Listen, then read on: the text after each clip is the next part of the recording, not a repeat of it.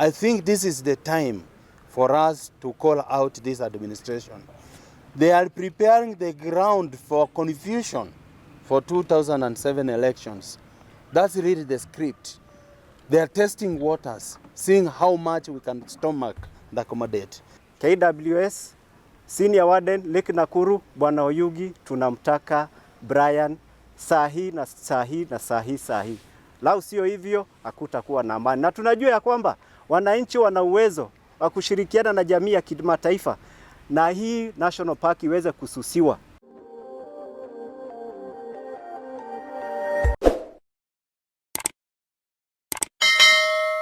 We are Nakuru Civil Society Organizations Forum, a network of civil society organizations that operate in Nakuru County and focusing mainly on promoting democratic governance and ensuring that constitutionalism is adhered to by institutions of governance.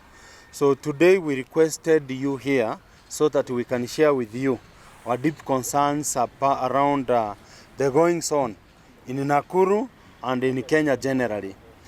As a network, we are deeply concerned that there are human rights violations that are going on in our county and our country, and therefore would wish to join the Kenyan Republic in demanding for justice and accountability. We are concerned that we appear to be going back to the dark days of Nyayo, where abductions, arbitrary arrests, enforced disappearances, torture and degrading treatment of citizens is becoming the order of the day. And to us, this current trend is one that really scares us, particularly noting that the government of the day has not been keen to ensure that the people of Kenya live in dignity as they deserve in accordance with our constitution. So two very, very important incidences have happened in our county, and this will be at the core. So my name is Bansi Kubudha. I work for Center for Transformational Leadership and the co-convener of the Nakuru Civil Society Forum. I will read about the concerns that we have. There are basically three key concerns. The first one is human rights violations by KWS rangers in Lake Nakuru and Lake Naivasha. There have been scary incidents of harassment, arbitrary arrests, torture and even disappearance of members of the public, particularly young men from communities living around Lake Nakuru and Lake Naivasha. A case in point is the disappearance of Brian Odhiambo, which you may be already aware of, who was taken to custody by KWS officers from his house in Makuti area, Manyani Estate, Nakuru Town East, on Saturday 18th January 2025 at around 2000 hours. To date, Brian has not been presented to a court of law and his whereabouts remain unknown. Brian's family and friends are deeply traumatized and deserve to know the whereabouts of their loved one. The second concern that we have as civil society organizations is the murder of human rights activist Richard Otieno. The gruesome murder of the government critic Richard Otieno, who is commonly known as the Molo president in Elbagon on the night of Saturday 18th January 2025, highlights the alarming trend of impunity and deterioration of human rights reminiscent of the dark days of the Nyayo era. Such incidents erode citizen trust in law enforcement institutions, and we would want to see justice happen. We would want to know who killed Richard and why was he killed. The third issue is the rising public frustration and risk of anarchy. Recent events such as the fracas in Suswa following the death of livestock and subsequent violent clashes reflect growing dissatisfaction among citizens. Communities have begun resisting forced abductions to a point of confronting and dispersing state agents. While these actions signify public demand for accountability, they risk escalating into anarchy if constitutional measures are not enforced. With the 2027 elections on the horizon, unresolved tensions could be exploited for political mobilization, mirroring the chaos of the 2027 post-election violence. Ambaye ni kutoka Nakuru Human Rights Defenders, ambayo ni mwanachama wa NASCOF. Na tumekuja hapa leo kuuliza maswala ni kwa nini kuna mauaji ambayo yanafanyikana katika Lake Nakuru National Park. Tayari tuliweza kumpoteza Odhiambo mwaka wa 2021. Tumepoteza Kevin Ganira mwaka 2024. Na pia kuna watu ambao ni manusura wa risasi ambao wanaishi na majeraha nyumbani kama Hagai Kibisu, Barak Odhiambo, Alvin Williams, Sami Jenga, Luka Keya, na kwa wakati huu tuna mwenzetu kijana wa Nakuru ambaye anaitwa Brian ambaye hatujui yako wapi. Kwa wale watu ambao wameweza kushikwa katika pale game, wametoa ushahidi ya kwamba kuna unyama na tunataka vizuri kabisa Senior Warden Bwana Oyugi utuelezee kazi ambao mlipewa pale ya kwenda kuwalinda wanyama, kwa nini wao wanajigeuza kama wanyama? Tumeona wanawake katika jamii ambazo zinaishi karibu na Lake Nakuru wakiingia pale wanaweza kubakwa, wanapewa option mbili, aidha wanyamazi, aidha wauliwe, waachiwe fisi wa wakule ama wabakwe. Vijana ambao wanashikwa pale, kuna mmoja ambaye amedai ya kwamba maaskari katika National Park waliweza kumtandika na kumvua mavazi. Na tunaamini ya kwamba mavazi yale walikuwa na mvua ndivyo wanyama wakiweza kumkula, hatutawahi kupata evidence yoyote. Kwa hivyo Bwana Oyugi, vunja kimya chako, Wakenya wanangojea uwaelezee Bwana Brian ako wapi. Utuelezee muliajiriwa kuwalinda wanyama ama muliajiriwa kuwa wanyama. Inasikitisha kuona ya kwamba wakati Chatu, huyu nyoka ambaye anaitwa Chatu, alipovunja kingo, alipotoka katika eneo la game park na kuja katika estate za wananchi wenyewe wanachukua jukumu na kuja kuwafahamisha ya kwamba kuna nyoka, kuna mnyama wenu ambaye ako kwa pande hii. Kwa nini nyinyi mnajifanya wanyama, mnawaua wananchi wa Nakuru? So Bwana Oyugi, Senior Warden wa Nakuru National Park, tafadhali tunakuomba elezea Wakenya Brian ako wapi. Mama yake saizi tumekuwa na yeye pale kotini, anaumia, familia yote, bibi yake, watoto wake, jamii eneo lile, wote wameshikwa na depression kwa sababu yako. Tafadhali tuelezee Brian ako wapi. Na kuhusu mauaji ya critic ama mkosoaji wa serikali Richard Otieno pale Molo, tafadhali tumeomba Molo kwa wakati huu imeamua kukaa na amani na kuwa kielelezo kizuri katika taifa letu. Tunajua Molo imekuwa chimbuko la ghasia za kikabila. Bwana Richard ametoka kwa jamii tofauti na ile jamii ambayo inaishi pale, na walikuwa wamemchukulia kama kiongozi wa taifa hili. Richard hakuwa anatetea jamii yake, bali alikuwa anatetea jamii yote wa Kenya. Tafadhali tungeomba viongozi wale ambao wako pale juu, kuanzia rais, watu wa opposition, mnaweza fuata mfano wa Richard Otieno ambaye ana mtizamo wa kitaifa wa kutetea Wakenya wote. Nikimalizia, tafadhali KWS Senior Warden Lake Nakuru Bwana Oyugi, tunamtaka Brian sahi na sahi. Lau sio hivyo hakutakuwa na amani. Na tunajua ya kwamba wananchi wana uwezo wa kushirikiana na jamii ya kimataifa na hii National Park iweze kususiwa. Isusiwe kabisa na hakuna mtu ambaye ataingia pale, tuone kama nyinyi ndio mtakuja kuonwa pale ama mtamwaga unga. Asante. So my name is Calvin Muga from Midrift Human Rights Network, and I will read the key asks. Number 1, that the KWS be compelled to immediately produce Brian Odhiambo and have him charged by a court of law for the crimes they arrested him for. The law must be allowed to operate naturally. Number 2, independent investigations.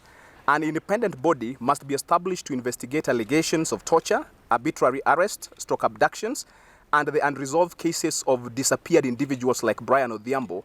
Perpetrators must be held accountable. We welcome the support. We welcome and support the steps taken by the Kenya National Commission on Human Rights to conduct thorough, independent investigations into the grisly murder of Richard Otieno. If need be, a public inquiry can be instituted to focus attention on all unresolved murders of human rights defenders and activists. Number 3, enforce the ban on unsafe fish. The government must strengthen regulatory frameworks and investigate why unsafe fish continues to reach the market despite existing bans. Corruption within enforcement agencies must be addressed decisively. Number 4, promote human rights-based approaches. Authorities must uphold human rights and ensure lawbreakers are arrested and prosecuted according to the due process. Forced disappearances and extrajudicial actions must cease immediately. Number 5, dialogue and community engagement. Convene an urgent dialogue between KWS management, elected leaders, elders, and community representatives to address conflicts between rangers and local residents. A lasting solution is essential to conserve Lake Nakuru's resource while ensuring communities' well-being. Number 6, rebuild citizen trust. The government must urgently address the division between state institutions and citizens, ensuring transparency and accountability in all its actions. My name is David Kuria, and I'm here in behalf of Independent Medical Legal Unit, IMLU. As you know, Brian went missing on 18th. Since then, 6 days are gone.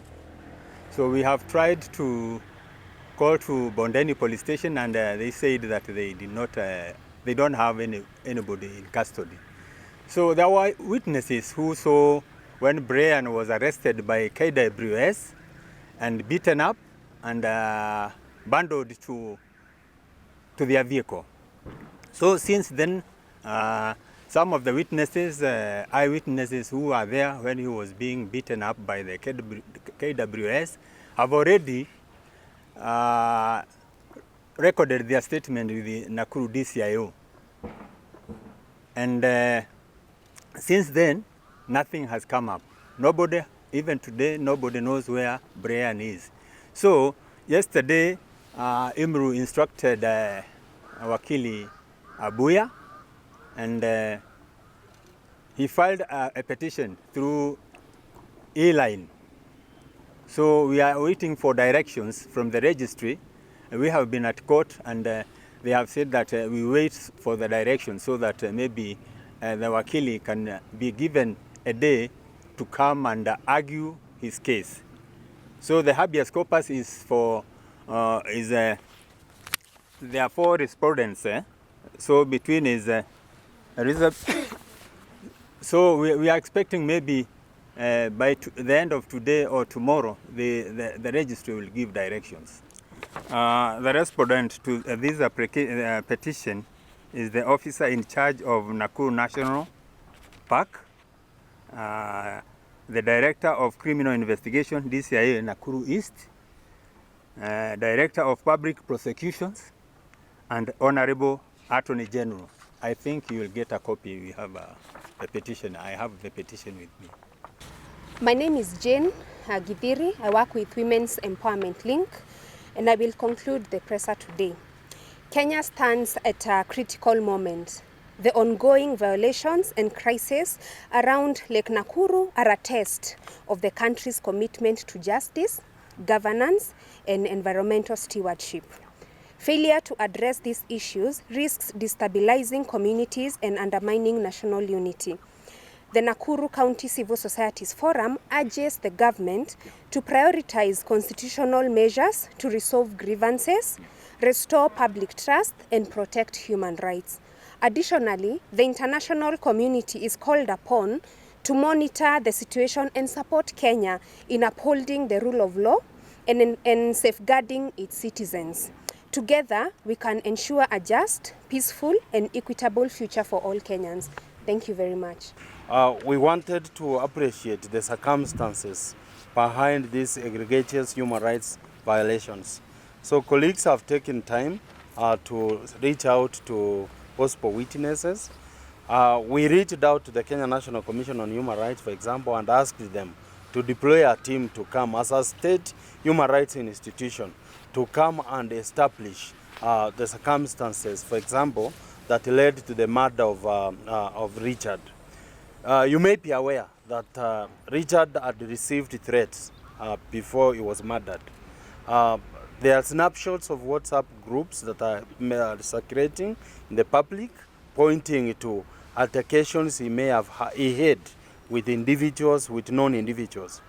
You recall that names of powerful individuals have been mentioned in association of this case. So we spent our time to try and establish and get information that would enable us have an objective view and objective analysis and recommendation. So we have seen members of the public, taking to the streets to demand accountability, something we support, but we are also careful to ensure that this does not degenerate to anarchy. That's why we have, for example, pointed out the incident at Suswa, where unfortunately a policemen were at, and we wouldn't want to have a situation where the public is having running battles with law enforcement officers. So we took our time to come out, but in our other spaces, including our social media platforms, our members and some of us as individuals have actively condemned these incidents and called for accountability. The idea is to compel the police and KWS to present Brian in court, because we have witnesses who saw the KWS officers arresting Brian. The police have denied ever receiving a suspect in the name of Brian Odhiambo in their custody. So the last person who was seen with Brian are officers of KWS. So the idea of corpus habeas is to compel the authorities to produce a person who said to have been in their custody. And that is what this petition is all about. They used to talk in whispers. We weaned ourselves of that situation in 2010 when we gave ourselves this new constitution. Then now comes this administration that is reading from Moi's rule book. I think media must join Kenyans in holding this administration to account.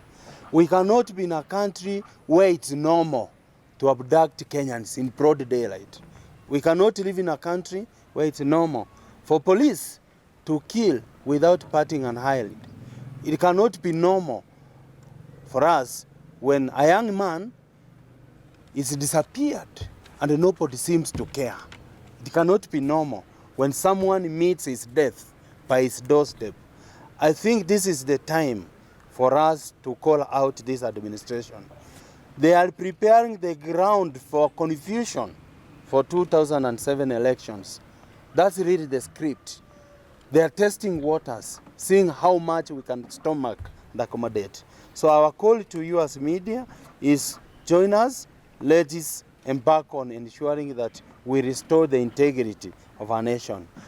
To fellow Kenyans, the reason we have law is so that we remain human beings. We are urging you to avoid taking law into your hands unless it's absolutely necessary. You attacking the police, that's not good. It's not good to attack the police on duty. Let's avoid that. Even when we are exercising our rights to demonstrate, let's remain peaceful, let's observe the rule of law. If our leaders are breaking the law, we should show them that we are not ready to break the law as Kenyans. We live to protect the law because the law protects us. Thank you so much.